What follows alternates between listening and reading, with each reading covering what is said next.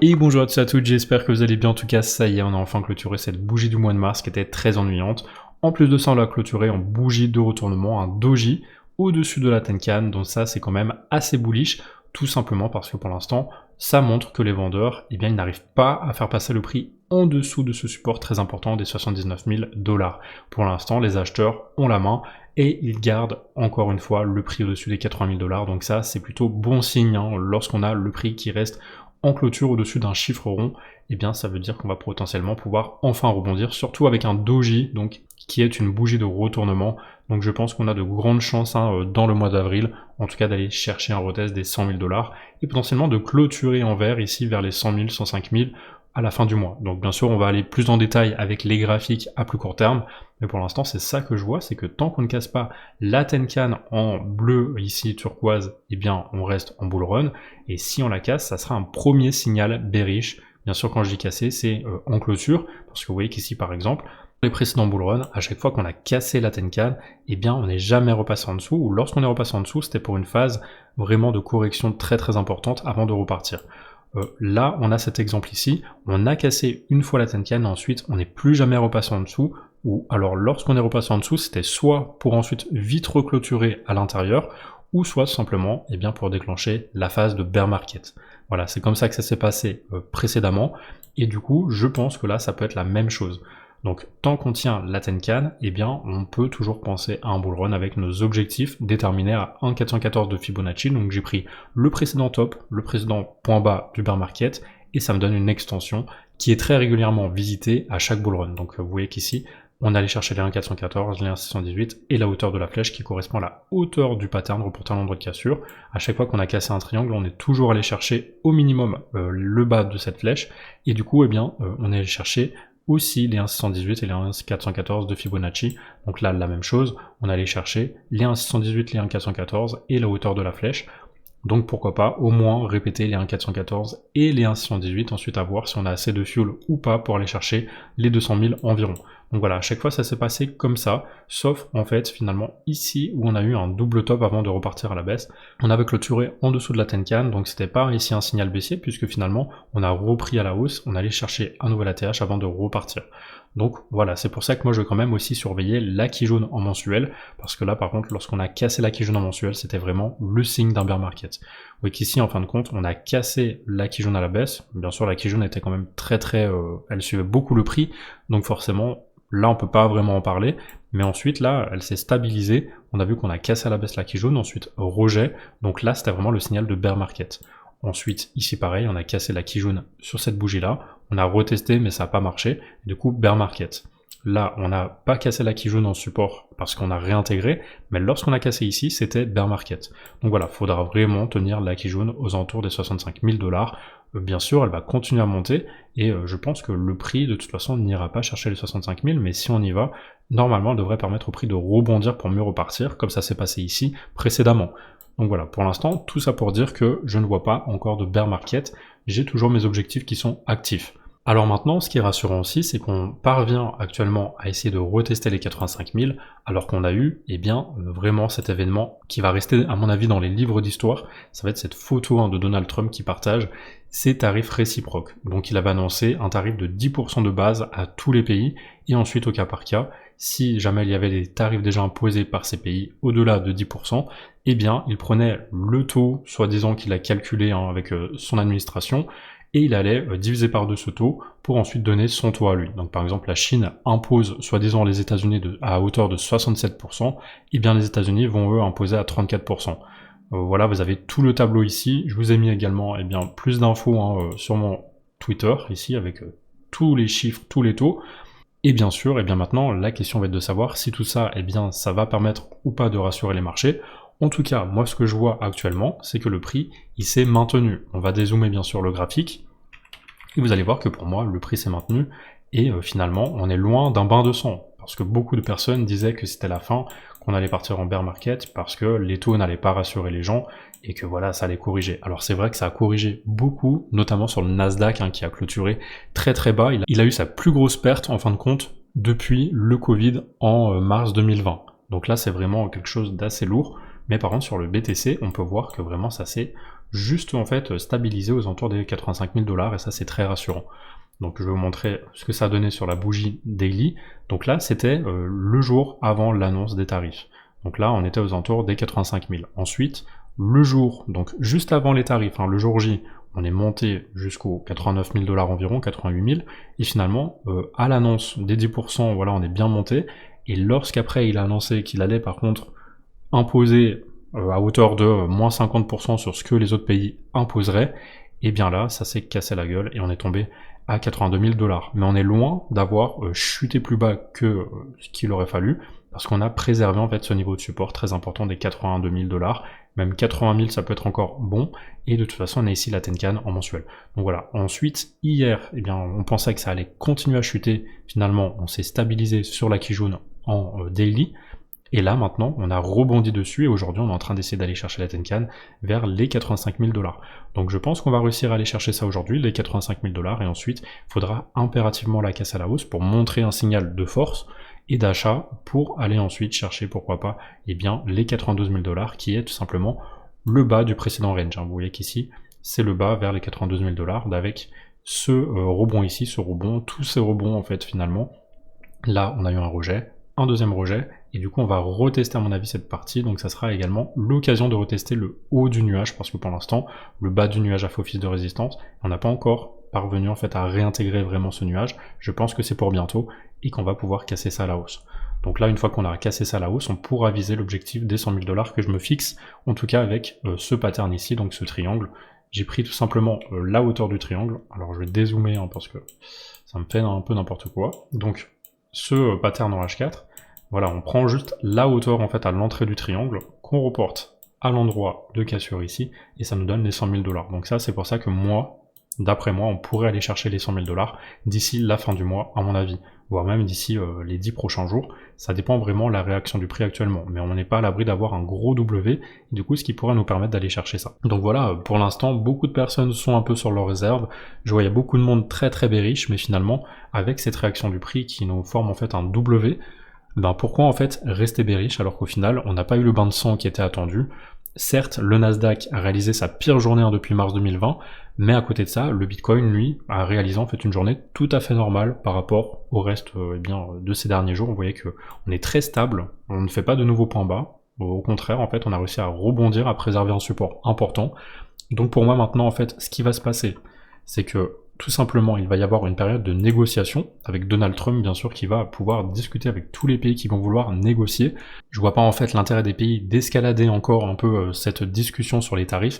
Au contraire, ils vont vouloir un peu descendre les tarifs, ils vont vouloir négocier à la baisse. Et du coup, je pense qu'en fait, la stratégie de Trump, ça a été de mettre des taux excessivement élevés. Comme ça, eh bien, il a une grosse marge de manœuvre et va pouvoir négocier à la baisse ses tarifs. Et du coup, ce qui va permettre de rassurer les marchés lorsque, au cas par cas, il va y avoir des annonces de baisse des taux. Et là, c'est vraiment ce qui est attendu, à mon avis, ça va être des négociations avec des baisses de taux qui vont rassurer les marchés. Donc pour l'instant, le Bitcoin, lui, eh bien, il encaisse bien. Et pour l'instant, eh bien, comme il n'y a pas eu de bain de sang le jour du Liberation Day et même le lendemain, je ne vois pas pourquoi on aurait maintenant un bain de sang alors qu'il n'y a plus vraiment de news bearish. Voilà, le plus gros en fait il est derrière nous, l'incertitude elle est derrière nous, et maintenant on n'a que des certitudes parce qu'on a les taux qui ont été fixés, et maintenant les incertitudes ça va être les taux qui vont être peut-être baissés et qui vont permettre de rassurer le marché. En tout cas, une autre chose que je vois bien, eh bien, c'est sur les données on-chain, les whales qui recommencent à se positionner, ce qui n'avait plus été le cas depuis la fin de l'année 2024. Donc ça, c'est aussi un bon signe parce que les whales, pendant que les retails, ils sont en train de paniquer, eh bien, elles achètent. Et ensuite, on a tout simplement l'inflation qui est très très basse, la Fed qui devrait, d'ici les prochains mois, commencer à baisser enfin leurs taux. Ils vont commencer à les couper. Ça, je vois de plus en plus de personnes qui en parlent. Donc ça risque aussi de rassurer le marché, et tout ça, c'est plutôt des bonnes nouvelles. Et je vois plus vraiment les mauvaises nouvelles, à mon avis, elles sont derrière. À moins, bien sûr, que Trump nous fasse encore des siennes. Mais pour l'instant, ça va avoir tendance plutôt à essayer de récupérer la baisse. Et ensuite, il y aura que des bonnes nouvelles à mon avis, si on parvient à avoir des négociations qui sont positives. Donc voilà, pour moi, pour l'instant, je vois plutôt le marché rebondir au moins à court terme, et ensuite à voir si on arrive à avoir des bonnes nouvelles, mais en tout cas, je pense que le pire est derrière nous, et que potentiellement ici, c'était le bottom de ce marché. Bien sûr, je peux me tromper, j'ai pas la science infuse, je n'ai pas de boule de cristal, mais je pense que ici on a fait un point bas à 76 000 $, et beaucoup de monde attend le prix plus bas que 76 000, donc je pense qu'on peut au contraire aller maintenant repartir sans eux, et du coup piéger beaucoup de monde parce que les gens pensent qu'ici on va être sur un bull trap, en fait faire penser qu'on va aller plus haut et finalement chuter davantage. Moi je pense au contraire que comme tout le monde s'attend à ça, eh bien on va partir dans le sens opposé, et du coup on va retourner à 100 000 $, et ensuite on ira chercher mes objectifs que je vous ai montrés, 125 000 et potentiellement 168 000, qui sont mes deux gros objectifs sur le bull run. Et un dernier graphique qui me fait penser que ce bull run n'est pas terminé, c'est la réaccumulation de week-off qui continue. Donc on a eu ici le spring, la phase de spring, et ça en général elle est plus bas que tout le reste, et lorsqu'on a effectué ce spring, bien ensuite on part vers un retest tout simplement du précédent point bas ici, donc l'AR qui se situe aux alentours des 92 000. Donc c'est vraiment la zone que je vais viser, un retour vers les 92 000, ça sera l'occasion de retester ce haut du nuage. Donc une fois qu'on aura retesté ça, je pense qu'on va le casser et qu'on va avoir un test ici de la zone des 86 000, 85 000 qui sera notre zone qu'on essaye de travailler actuellement depuis d'ailleurs plusieurs semaines. Donc je pense que là, voilà, on devrait avoir un prix qui monte, qui va chercher les 92 000, un retest des 85 000 et ensuite on repart enfin vers les 100 000. Ça, c'est d'ici la fin du mois d'avril, à mon avis, on peut avoir tout ce mouvement-là si tout se passe bien. Voilà. Maintenant, si Trump fait de nouvelles annonces qui sont négatives, bien sûr, ça peut changer. Mais pour l'instant, vu comment on a évité le bain de sang ici, et vu comment le prix se maintient au-dessus de sa Kijun en daily, je pense qu'on a un W ici intéressant pour aller chercher enfin une réintégration de ce nuage, et donc consolider les 85 000 par la suite. Et une fois que c'est fait, eh bien, on ira direction mes 125 000 $, mon objectif en mensuel. Donc voilà, bien sûr, ça va se faire par étapes, on va attendre des confirmations à chaque fois, mais le but c'est vraiment de trader ici ces tendances qui vont se mettre en place. Donc la tendance haussière jusqu'à 92 000, on cherche que du long. Ensuite, on cherche de la correction jusqu'à 85 000. Ensuite, que du long ici jusqu'à cette résistance des 99 000, voilà, 100 000, 99 000. Ensuite, là pour l'instant ça sera assez stable, et ensuite on repartira en longue, ça sera stable et on repartira en longue. Voilà, c'est comme ça que je vois les choses. On va pas rentrer en fait ici en short si on est en train de casser des résistances. On cassera cette résistance, on réintégrera le précédent range en fait de ce bull run, et du coup il n'y aura pas de signaux baissier, il y aura un signal de réintégration, et du coup ça sera très très haussier à mon avis. Donc voilà, je pense que j'ai fait le tour en tout cas pour le Bitcoin, et on va voir bien sûr dans les prochains jours, prochaines semaines ce qui se passe. En attendant, bien sûr, vous pouvez toujours me rejoindre sur mon compte Twitter parce que je publie en temps réel mes analyses.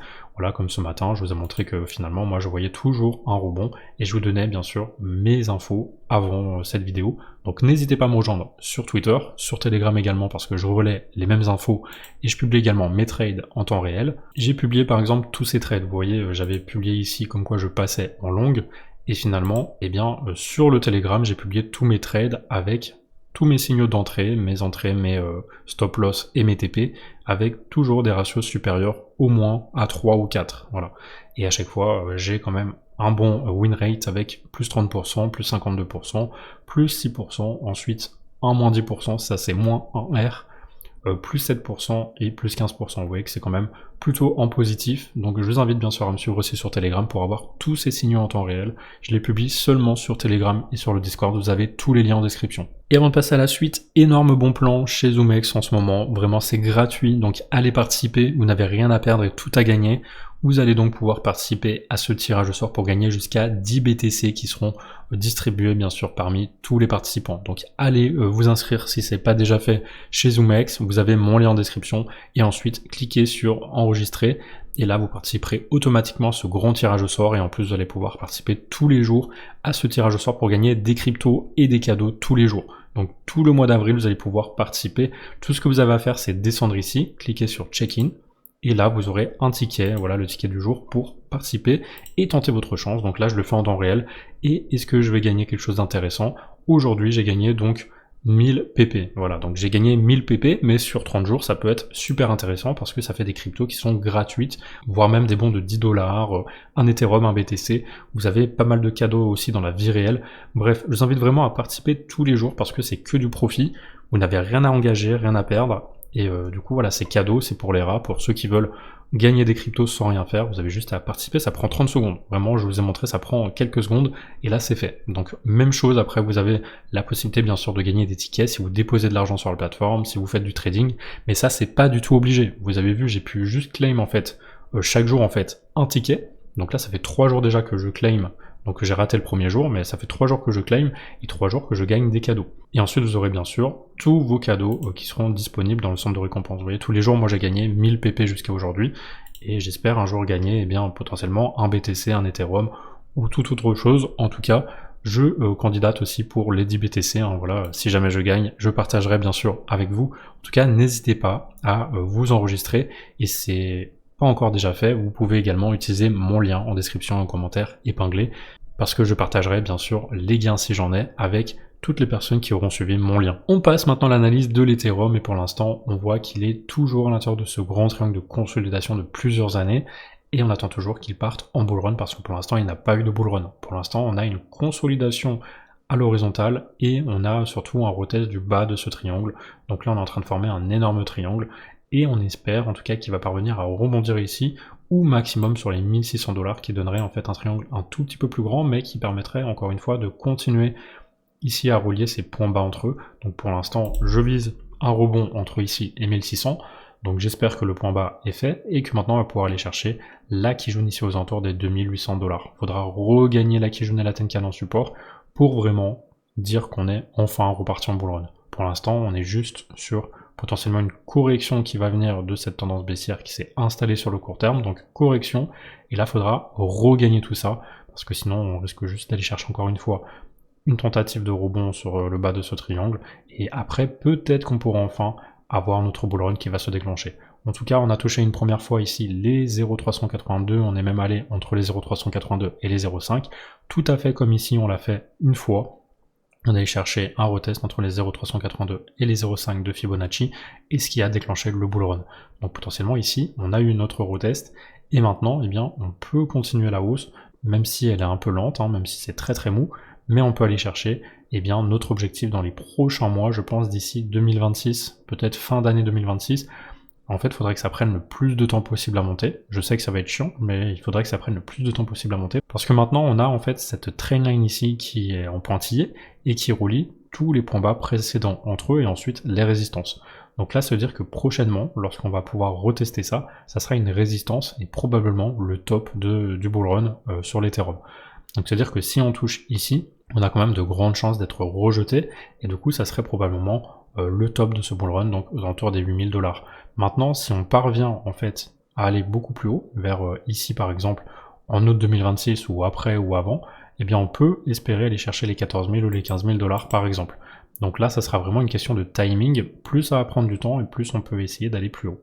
Parce qu'on aura accumulé un maximum de liquidité et forcément on ira de plus en plus haut en fonction de là où on casse. Donc voilà, pour l'instant vous l'avez compris, on est à très court terme encore baissier, mais on attend un rebond, parce qu'on est sur une trendline importante, et qu'on est en survente, donc on a de grandes chances d'aller essayer au moins d'aller rechercher la Kijun, et ensuite à voir si ce test il se termine par une hausse, ou par un rejet. En tout cas, il faut absolument tenir ici cette zone de support, ici ce grand rectangle, entre les 1500 et puis les 1000 $.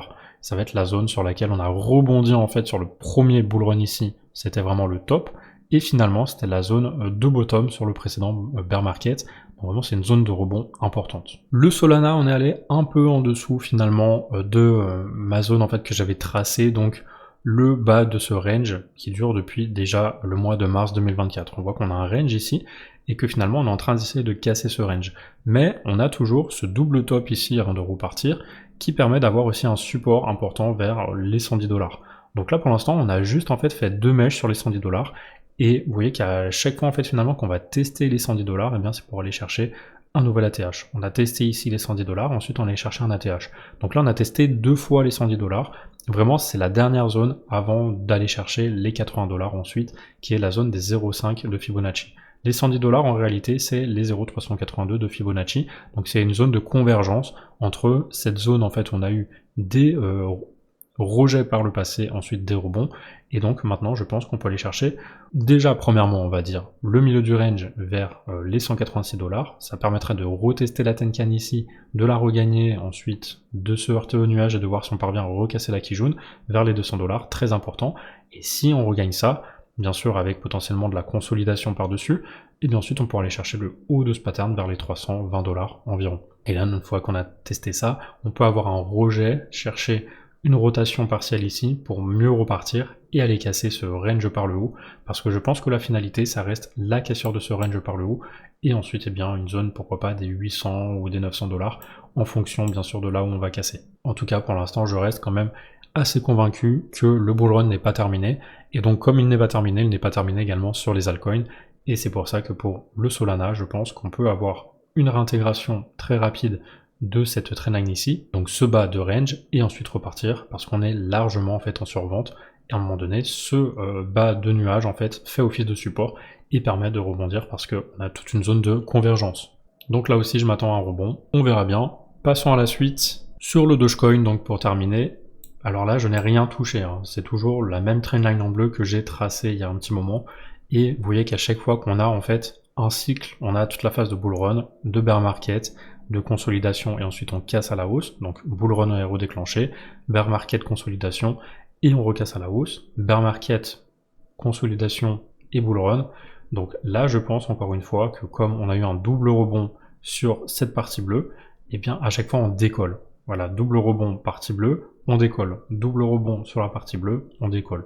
Donc là c'est une question de semaine je pense avant qu'on reparte à la hausse et qu'on aille chercher un nouvel ATH sur le Dogecoin également. Alors pour l'instant, on a toujours la cassure de ce triangle qui nous emmène à 1 $, et ensuite on a les extensions Fibonacci à 2,27 et 3,94, sachant que bien sûr, je vais surtout observer une phase de vente entre les 1 $ et les 2,27, parce que plus on va monter, et plus ça sera risqué bien sûr de se prendre un dump. Et forcément, comme on est sur un même coin, eh bien il y a des risques à rester dedans, parce que ensuite vous savez qu'on a des corrections de moins 80, moins 90%. Ça a été notamment le cas ici, hein, de toute façon, moins 84% avant de repartir de façon explosive vers une hausse de plus de 1700 $. Donc là c'est pareil, on a eu ensuite une correction à l'intérieur de cette phase de bull run, donc moins 68%, finalement plus de 1500 $ environ.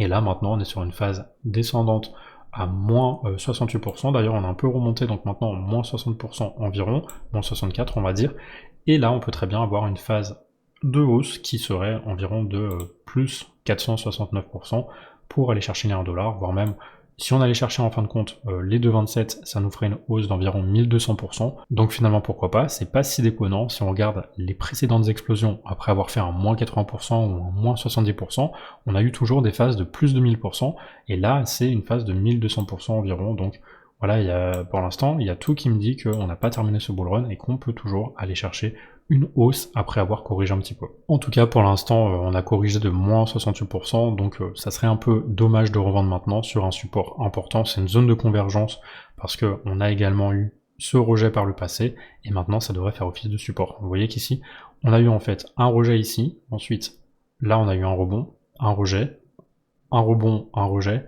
et maintenant un rebond. Donc on espère ici que maintenant ça fasse office de support. J'ai caractérisé d'ailleurs ce support avec ce rectangle en bleu, et pour l'instant, tant qu'on est dessus, on peut rebondir, on peut penser à un nouvel ATH dans les prochaines semaines, prochains mois, en fonction bien sûr du temps que ça mettra à rebondir. Je pense plutôt au prochain mois, parce que vous voyez que c'est du mensuel, donc ça peut être d'ici la fin de l'année, voire l'année prochaine si vraiment on arrive ici vers juin, juillet. Voilà, donc à voir bien sûr en fonction de la timeline, mais en tout cas, pour moi on est toujours haussier parce qu'on ne fait pas de nouveaux points bas par rapport à celui-ci, et qu'on est toujours sur ce support très important. Et voilà, c'est la fin de cette vidéo d'analyse, merci à vous de l'avoir regardé, je vous invite vraiment à la liker si elle vous a été utile, et à laisser en commentaire quels sont les cryptos que vous aimeriez que j'analyse dans les prochaines vidéos.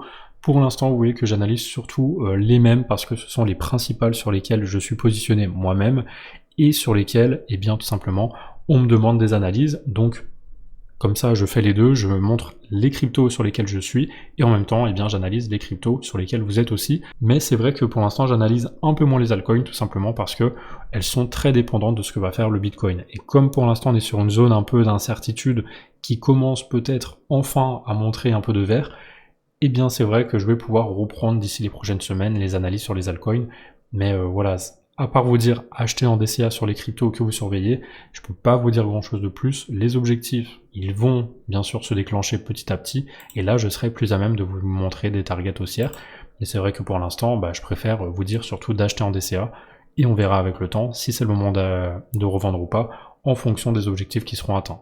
Donc voilà, merci à tous d'avoir regardé cette vidéo, et sur ce, je vous souhaite une très belle fin de journée, un bon week-end, et je vous dis à la semaine prochaine pour une nouvelle vidéo.